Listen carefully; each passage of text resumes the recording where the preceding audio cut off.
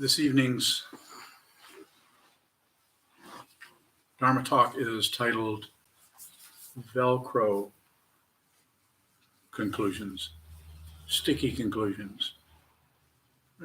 Conclusions are okay. They're doing that all the time.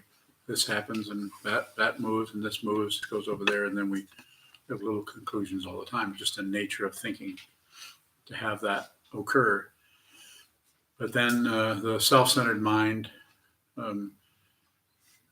it's not too supportive of the identity. It tends to, the identity, the assumed, pretended, imputed identity tends to kind of come apart. That's not too comfortable. This happens to children all the time. They're used to it. Things come and go. They just watch things come and go. They're not really sure who they are. Excuse me. They get their identity from mom and dad and society and their friends and sandbox and so on. Temporary identity, discontinuous identity, just fine, works just fine. And as we get older, our society, the culture, and all of the other things that are happening around us that are grasping at this and rejecting that, all the various levels of discontent, warfare, and greed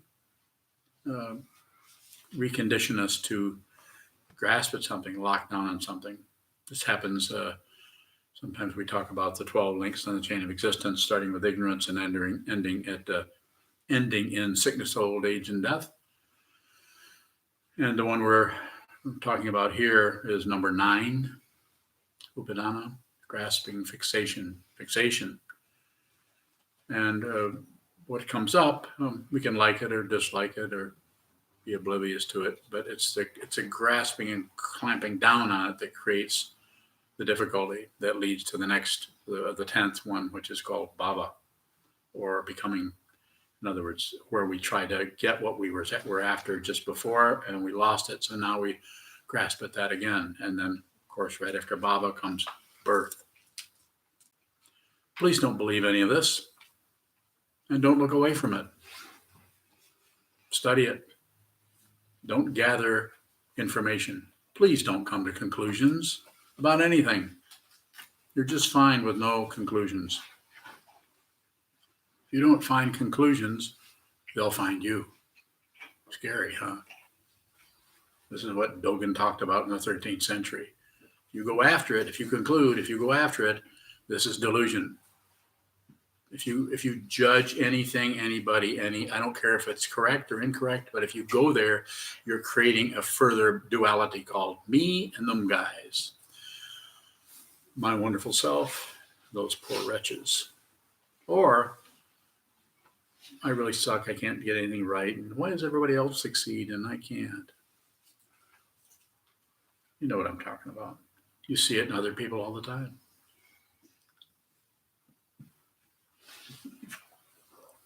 That got a few smiles, not many. Don't conclude. And when I say don't conclude, of course, we're going to conclude. We can't help but conclude. But if I say don't, then you might look more closely at the way in which this is happening for you. You might even look at the way it seems to be happening for others. If you see that happening with others, no blame. Don't point it out to anybody.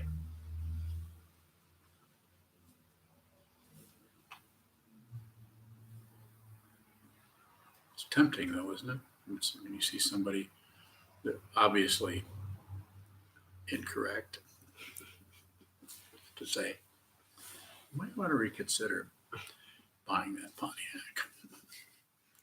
They make those anymore? Yeah. So don't buy it. No parts. If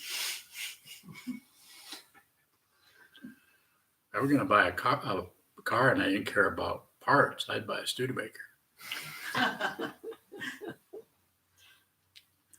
Or maybe a 58 Porsche, 1500 normal. If I could find one. So the Velcro, I'm using that kind of an image because it's that when it sticks down, it's like some work to get it. You can get it loose, but it's kind of there.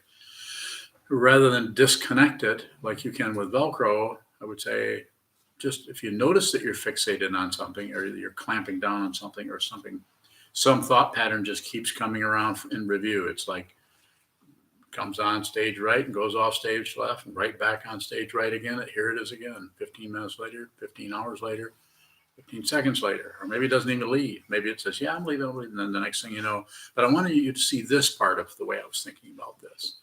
Well, maybe if we looked at this from this point of view, I'm just going to change this. I'm not repeating this. This is a little bit different angle on the, if you were to say it truthfully, the basic lie that I was trying to convince you of. Can't help but lie. I once said that to an inmate in a prison many years ago. He really got kind of offended with me. I never lie. I stopped lying. I do not lie anymore. I said, yes, you do. He said, no, I don't. And I said, okay. That was the end of it. He just looked at me and we went on to something else. No point trying to disagree with somebody that you're trying to talk to someone about, but if they're not ready to listen or receive that, arguments are futile. That's what's spelled with a D, by the way.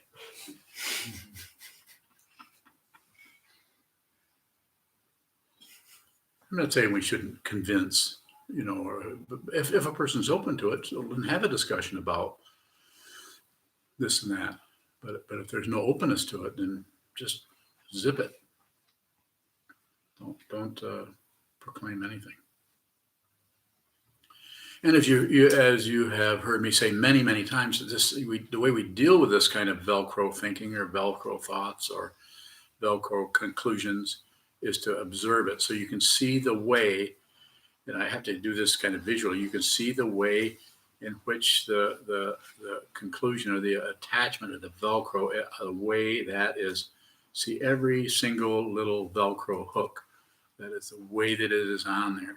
If you actually witness that totally, without adding any judgments to it, see it. See, it's just attachment. Attachment, the word attachment or the word upadana or the word grasping, they're just descriptions of something that's going on.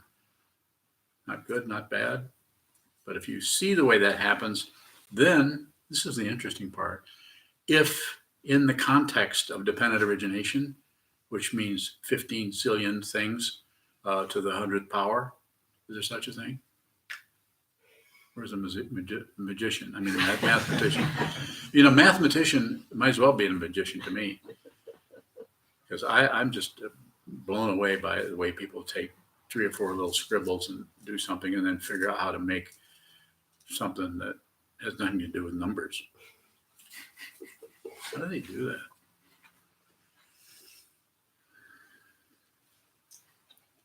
So watching that grasping seems to be, and with each person it'll show up differently, so that it'll be so different from what you thought it was going to be that you kind of want to check with somebody to see if what you're doing isn't just a waste of time, or is this really going to help? Just kind of looking at that. How can looking at the grasping relieve the grasping? That's the only way it's going to happen.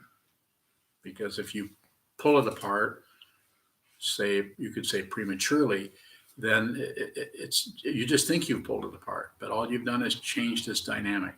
It's going to hang on. It's like, you ever tried to get rid of a baby raccoon? You can't. They won't let go.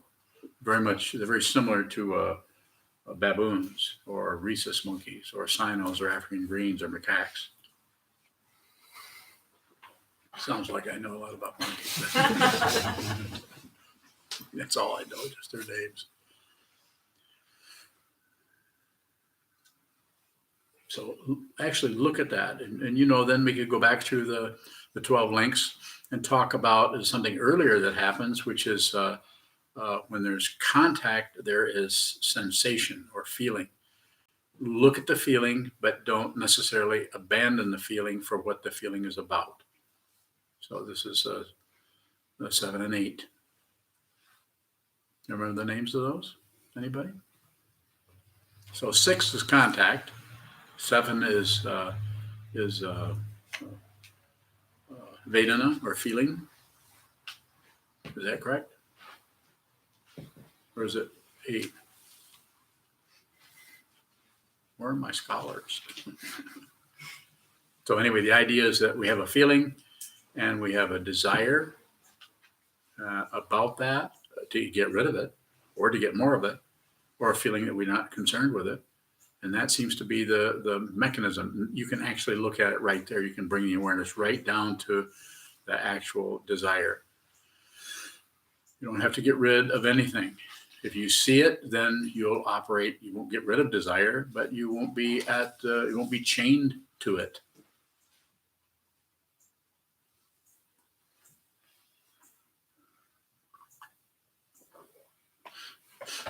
As I've said, well, I'd rather hear what you have to say. What's your question? I've heard it talked about that the Buddha worked his way back through the 12 links, and possibly starting with grasping, because that seems to be an area we have a little bit of relative say-so about. Do the previous links through practice do we begin to have more say-so over those as well? I don't know if we ever have any say-so. That's somebody having say-so. I don't know if we have that, but we can see that there isn't anyone that can have a position on anything. The positionality has to do with wanting things to be different than they are. And when one sees there isn't anyone, then you never object to anything that's happening, because you see it in what's the ordinary word, context of everything else. In other words, you see dependent origination. You see that even though there's a body form here and body forms here, that you're not actually an individual in this sense that you thought you were.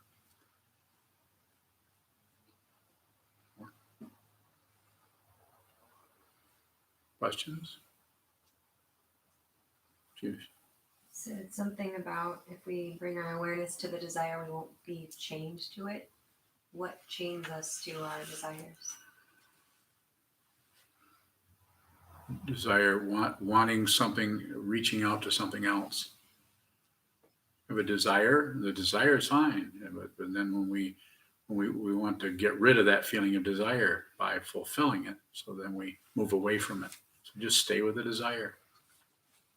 There are other ways of teaching this. There's a very traditional way of teaching it. I think in the early schools especially, is to get rid of the desire, is to stop desiring. Yes, desirelessness, misunderstanding. As far as I'm concerned, I'm getting to really love that word. It's just a misunderstanding. He said, or I think he said that. Mr. and Mrs. Understanding. Yes. What can desire look or feel like if it's not being fulfilled? Just emotion.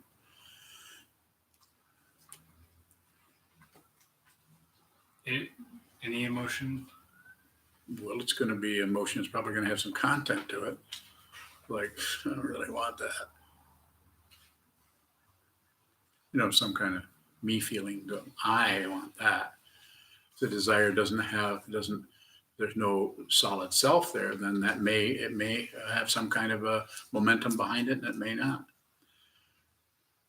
And it seems that we really have to witness these kind of activities, these kind of emotions,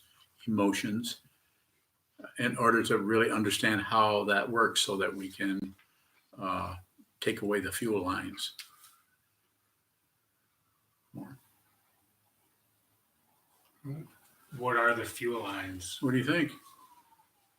Lines. Did you say blinds? Lines. Yes, they are. Good job. So passion, aggression, ignorance, and all the other aspects of the self-centered me, the seventh consciousness, to go to another structure. I don't want that. I want that. I don't want that. Somebody feels like they're missing out. Somebody feels like they're getting too much of something, too little of something. Some kind of a feeling of loss or lack or something like that. Kind of materialism, of wanting more of something that we like, less of something that is irritating us, bothering us, that we don't like. Thank you. You said a little bit earlier that reaching for something else chains us to our desire. Does that reaching, or is that reaching always action? Not necessarily. It could be just, it could be happen just in your, could be a plan to do that. It could be imagining, fantasizing about what that would be like. That can create the circularity. It doesn't have to be some physical thing of reaching for a glass of, what is this, vodka. It doesn't need to be that kind of thing. If that's what you're asking about. Yeah, it can be just indulging in your brain pan, just in your thinking about it. That might be the Velcro part of it. It might turn into some kind of action, or it may just continue to circle around in your fantasy about something. But it still has a circularity that keeps plenty of glucose going to the ego.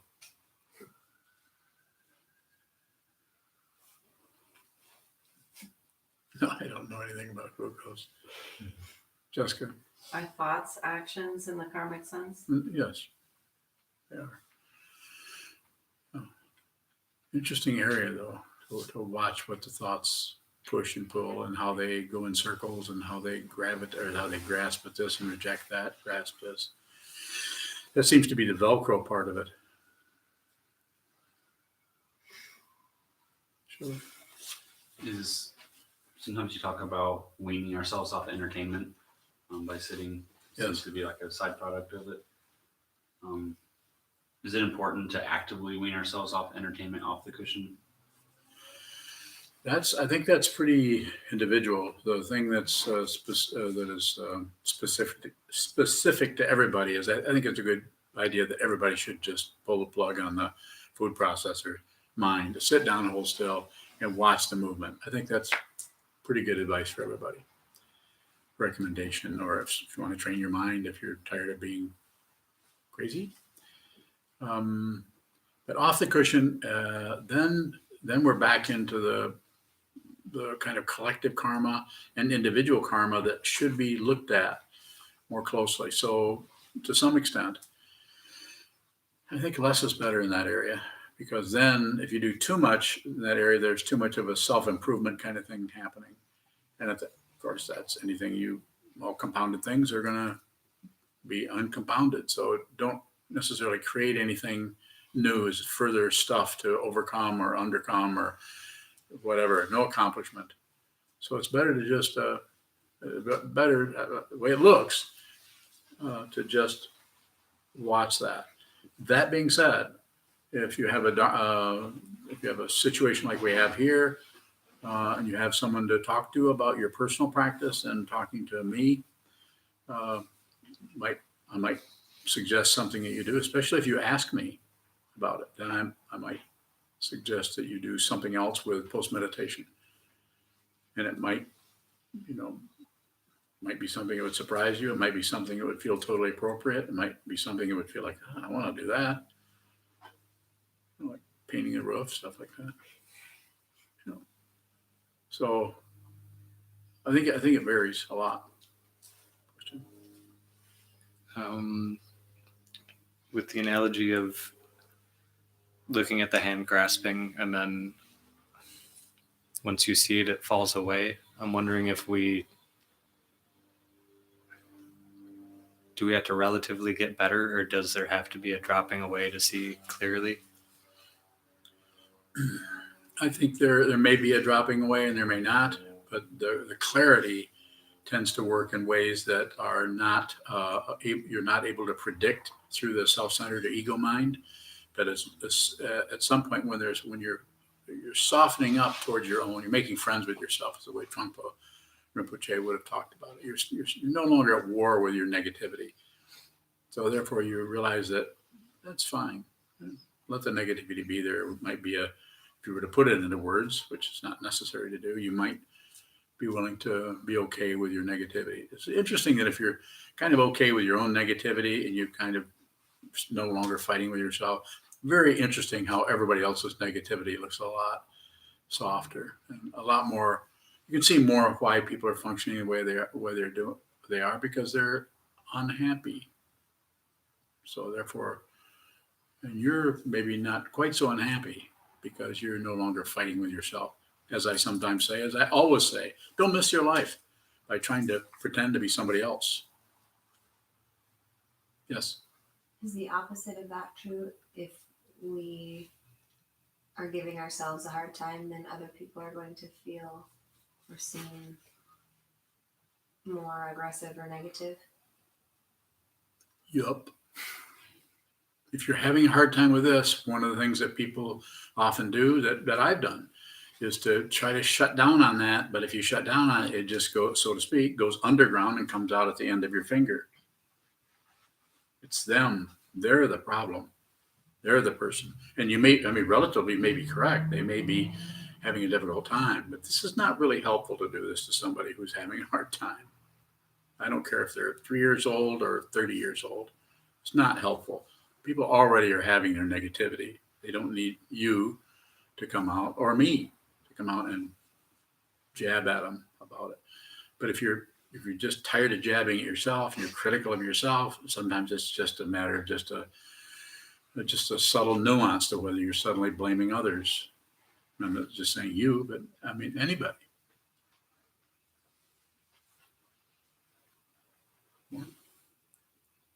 If we see that we're giving ourselves a hard time, we can't necessarily stop that. How can we be more generous to others? Yeah, just first start with yourself. Just when you're talking about sitting meditation, not talking about post meditation. I'll talk about that in a couple seconds, but just sit still and notice the negativity in yourself and don't do anything about it. Don't cover it up. Don't fluff it up. When I say fluff it up, you know what I mean is I don't explain it. I mean, even if somebody, when you were 10 years old, abused you, I'm not denying that, but don't use that as a reason to keep on feeling like crap. Now, feeling like crap might be okay. You might have to go on and do that for a while, but don't reinforce it with past history. There isn't anything but this moment. If you're talking about past history, this is the mundane world. This is materialism, and this is what psychology and all the court systems and everything is blamed on the linear quality of time and space. I'm not denying it. Of course it's there, and we have to deal with that too. But it's rare to find somebody who understands it as not only the mundane aspect, but the spiritual aspect of it, the transcendent aspect of being living beings. Rare to find someone like that. And you could actually begin to do that. You have your own consciousness to work with. Make friends with that. Or try to get rid of the suffering of your own psyche, mind. And also don't go the other way and try to explain it so it's reasonable. It's not reasonable. Suffering is not reasonable. It's difficult, it's painful. And this is not nihilism. It's, if anything, it's just realism. You have a bunch of nerve endings. They get abraded, and sometimes they get abraded in such a way that we can't experience it. So what do we do with the experience? We shut it down, or we stuff it in the alaya vijnana, or whatever you want to say with it. Modern psychology talks about repression. I wouldn't necessarily use that word. Are you sleepy? I don't know. I'm putting her to sleep. That's good. Maybe you need a nap. Yes. Is there a word that you would use with stuff being stuffed in the alaya that's not I would repression? use ignorance, ignoring, avidya, marigpa. Using you in order to ignore something, you have to see, to some extent, have to see that happening or have a threat happening. And then the ignoring can take the form of all kinds of things. You could call it repression if you wanted to. It's just that ties into psychology and ways to change that into something else or not be repressed anymore. Trying to be somebody else. As practitioners, how are we relating to the ignorance? being as much as you can, just to be aware that there's an aspect of the mind that is doing that you can't see everything. That we're ignoring the open, spacious, and we're ignoring the Four Noble Truths, the Eightfold Path, the 12 links on the chain of existence. We're ignoring all of the things that show up in that way. We're just very simply put, we're ignoring impermanence, like we were talking earlier today. This is a burning building. We're all in a burning, it's on fire, it's burning, and it's coming down. That's not negative. It's true. And if you see that, then you begin to understand what the four, 5, 6 elements, whichever count you want to use, you begin to understand that what is part of this burning building is the 4 elements or the 5 elements.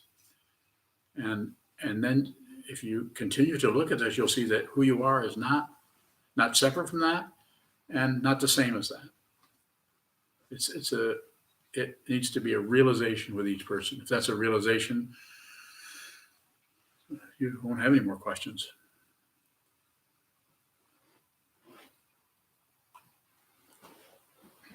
Buddha nature is not something else.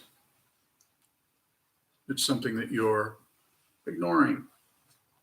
The very first 12 links, the 12 nidanas, the very first one is ignorance. Ignorance, yes.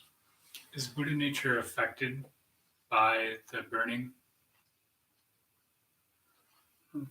The way you can affect Buddha nature. How is the burning not separate from? That's what you need to find out. Thank you. You need to do it. If I could just say they're not separate. They're separated, and that's why you have the appearance of this solidity. It's like a school. If you're here and you begin to see this, you begin to what this is, and you might just stumble onto someone who sees what this is. Buddhism aside.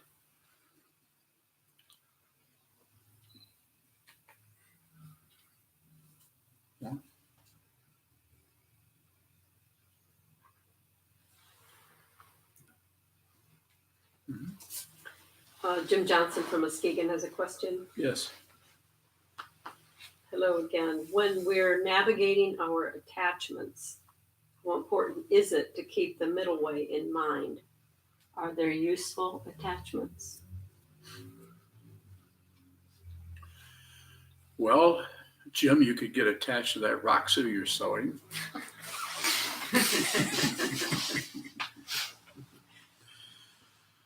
Yeah, you could do that. Yes, that would be a useful attachment. And again, there's no time frame. I'm just joking with you. You could take the rest of your life to do it. There's no deadline. On the other hand, to respond to your question, that's what that is about. Glue. Attach yourself to these teachings because there's nothing to attach to because they are empty of your imputation about the teachings. Even if there's sewing, all of you who have sewn a Roxu or sewn a robe know there's something about that is empty of everything you've done. It's about a deep understanding of what this actually is. At the same time, we're all working with causes and conditions every day, whether it's how to make a living, how to pay the bills, how to keep our vehicles running, how to eat so that we can be healthy.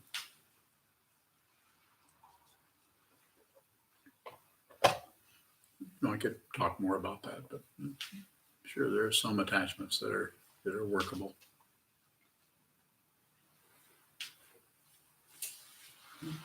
Is Buddha nature another name for just the quality of a lack of separation? I think quality might come up in there, and in the sutras they've tried to talk about the qualities of a Buddha and to trying to help people, give them some kind of a relative context. But I don't think we need that. I certainly don't need it. I mean, the marks of a Superman and the Chakravartin and the swastika on the feet of the Buddha, and a bump in the middle of his head. Oh, yes, one on the top. There's all kinds of things like that, so I don't think it's necessary. It might have been necessary to do that in ancient times, pre-literate times, perhaps. I don't know. I have confusion that comes up around the concept of Buddha nature, and it seems like in some light it almost sounds like something, some bright other thing, but I'm wondering if it's more of a description or a quality that we have.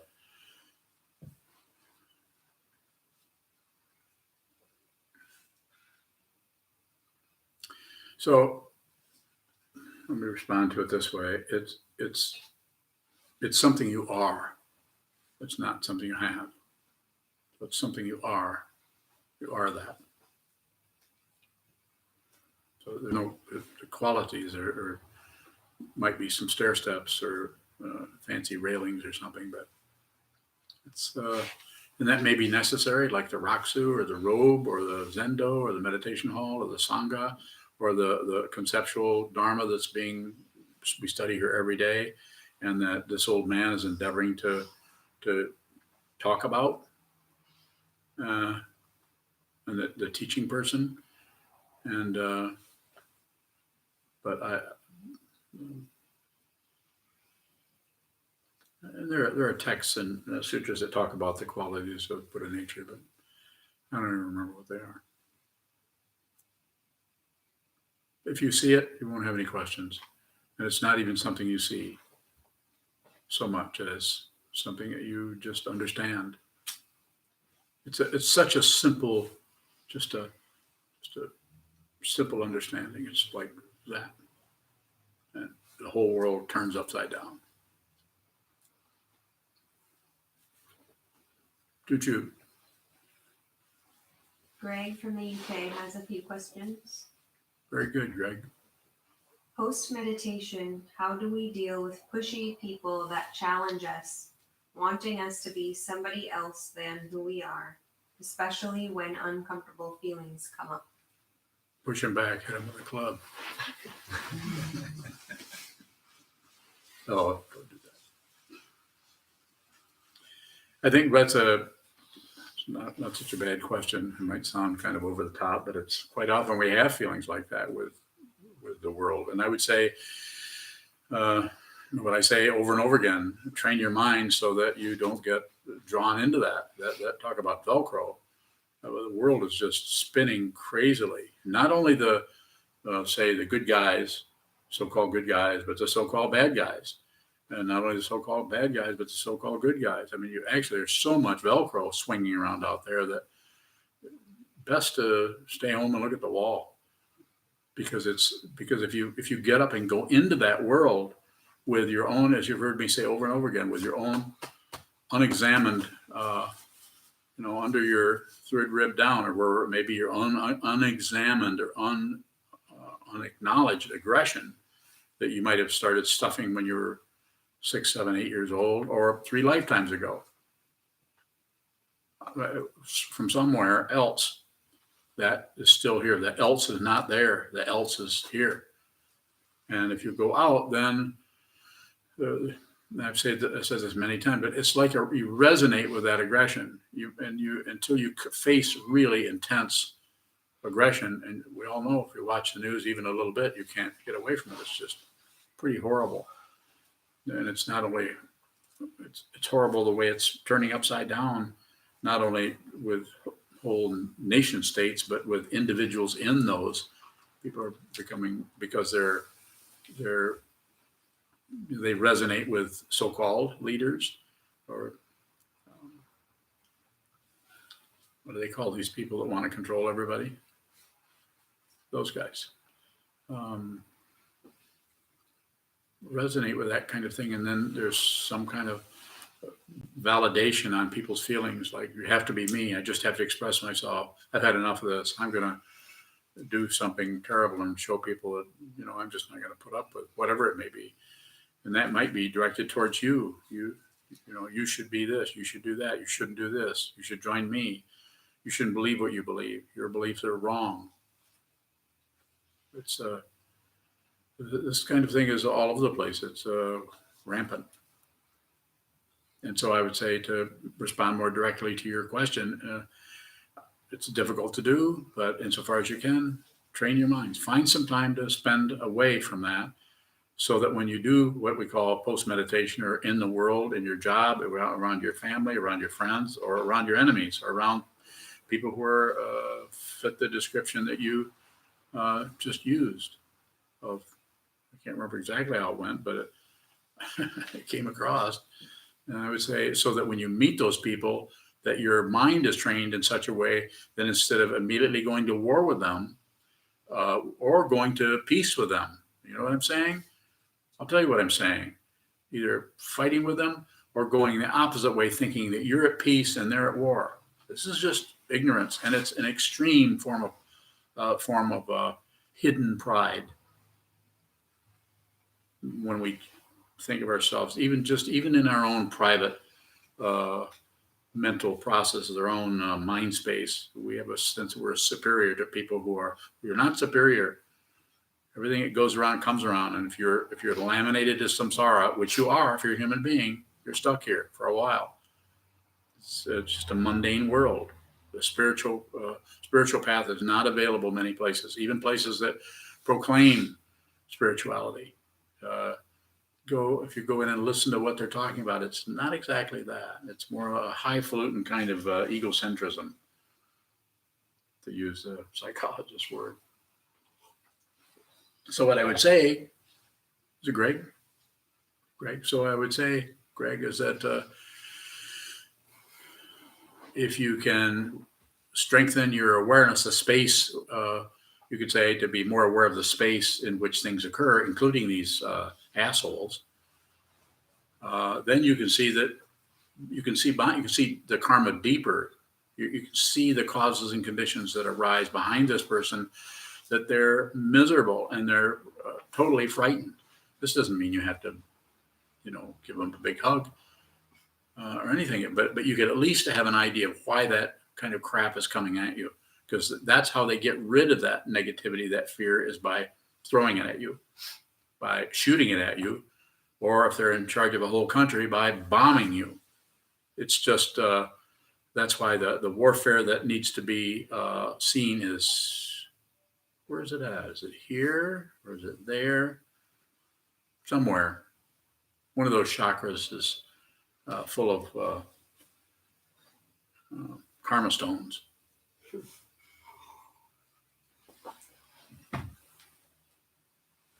So awareness, if you can understand that, your awareness of about your own structure, your own mind, and your own karma, your own pushing and pulling in yourself, you're going to see that on the wall. Your own version of the world is there.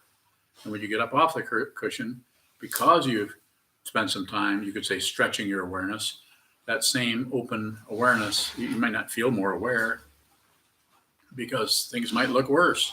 Well, that's awareness, because things are, karmically speaking, and in terms of the world, things are not good. But this has been going on since the Peloponnesian Wars. You guys all know about that. Or the rise and fall of the Roman Empire.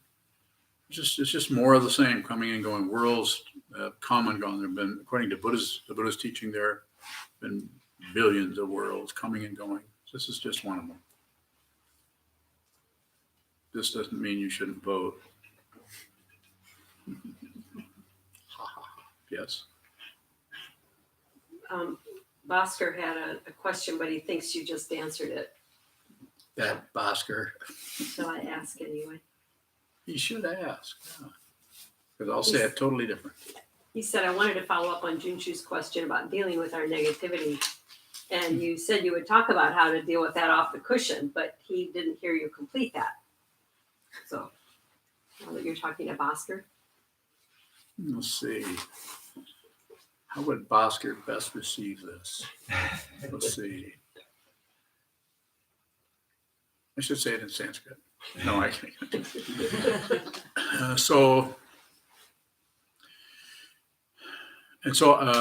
And quite often, this is something, even in the Hojo, in an interview situation, I run into this, people are having difficulty. So one of the things I say, and Bhaskar, I know you've probably heard this before, is to stay in your senses. I don't mean glue yourself to the senses, but just as you're dealing with negativity, and this might apply to Greg's situation also, as you're dealing with the negativity that's coming at you, what tends to happen to people, they kind of, because people get irritated and we kind of suck up into our thought process and get kind of paranoid or defensive or something in our thoughts, totally abandon and ignored sense of touch, sense of taste, sense of smell, sense of hearing, sense of seeing. We forget what we're looking at. We ignore it. We ignore what is actually happening. And it's not to say that by doing all that, you'll get to feel less irritated or less aggressive or less defensive or less put upon by somebody's craziness or somebody's wishing to manipulate you. But at least your thought processes will have some company. I mean, you'll have the input, the receiving, the colors of things, the taste of your saliva, for that matter. The thought process, the thinking process, and that particular aspect of awareness, where some scars are rising and falling there, it's just it is not confined by space and time. It's not confined by anything, so it can be all over the place. And so, but the sense of seeing is right here. Sense of touch is right here, grounded. So by doing that, what happens, and I can just say the way I would describe this is that you can't stop the way you're feeling about the being attacked, just to put it literally. You can't stop that negative kind of irritation about the way someone's treating you. But the sense fields are not separate from each other. They're also not particularly connected in some kind of tinker toy way either. But they're not. So when this sense is included and that sense is included, the mind sense, or that which senses thoughts, the objects of consciousness, the thinking process, is also included, and there becomes more of this isn't something you can come to a conclusion about, but there's more of a equilibrium. There's more of some equanimity happening there, where you have there's more presence, there's more embodiment. You're actually consciousness is in a physical form. You're no longer denying that. You're no longer drawing up into your paranoia and wanting to get away, or possibly even fear. This is why I always point to or talk about this heart center. No warfare here. No peace fair here. That's a misunderstanding. Don't go to peace. That's just fancy kind of pride. If you have questions about any of that, especially pride, I'd be happy to respond. Before I came in here, I locked and loaded. No, I didn't do that. I don't have any guns. Yes. Nothing on that, but Jim Johnson has a response to your. He says, LOL. Thank you. Yeah. I like that. LOL. That's a good one. Yeah, that's worth a couple stitches. Good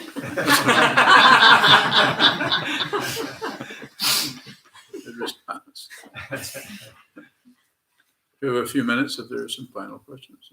Juju. A few more have come in online. From Greg again. Mhm. How do we work with judgments that come up instantly and we react before we catch ourselves? So I just think it's a matter of time. It's a matter of practice. Just continue to practice. Try to do some block setting, which if you don't, I've given talks on block setting. It's just a 4-hour block of time where you decide to, you're going to sit down and hold still. You start with a sound. 4 hours later, stop. What happens in that 4 hours? Use a clock, don't use a smartphone. What happens, that's your awareness practice. Of course, the intent is to sit down and hold still and observe, but pay attention to the body-mind complex so that you don't necessarily obey it, but you don't disregard it. It's about awareness. It's not about making yourself sit there for 4 hours. Although in each person's particular body-mind complex, however you want to say it, it's going to show up differently. And so it'll be your 4-hour block set, not someone else's. It won't be mine. You have nothing to prove to anything, to anyone or anybody. So you may, if you do enough of that, if you did one of those a week, which isn't many hours, that over time, there would be more of a settling situation. And even a possibility you might sit there at some point, sit there for 4 hours and not do anything else. Or you might get up after 2 hours and 15 minutes, go to the bathroom, come back and sit the rest of the time. It's about sitting down, holding still, and watching what's moving. That can be your diaphragm, your breathing, your thought patterns, your memory, your hopes and fears. I don't care what it is. Everything is an object of awareness. So I'm not interested in seeing you get better. I'm interested in seeing you. What was that thing I was interested in? Be genuine, as my teacher used to say. Be who you are.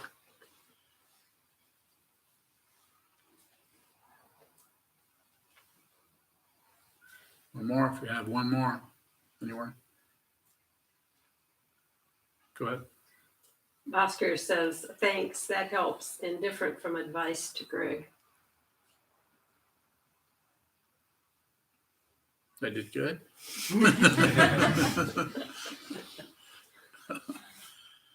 It's always a pleasure, Bhaskar. Very good. Thank you so much.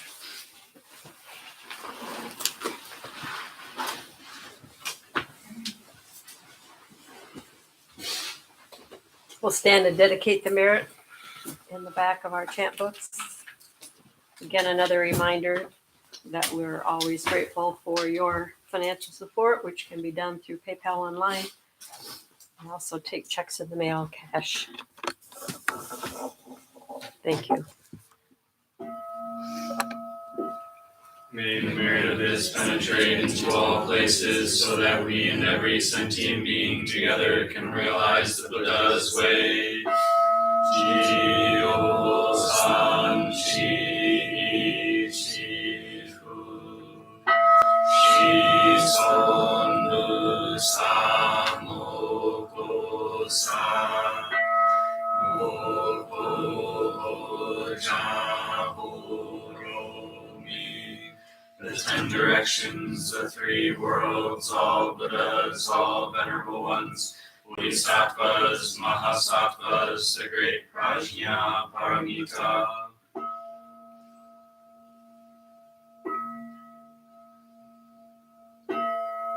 O Buddhas and Bodhisattvas of the 10 directions and the 3 times, please hear us. Please come down out of the light and protect Sokokoji Buddhist Temple Monastery, our Sangha, families, friends, and visitors. Heal everyone who's unhappy, sick, or suffering, and fill them with light.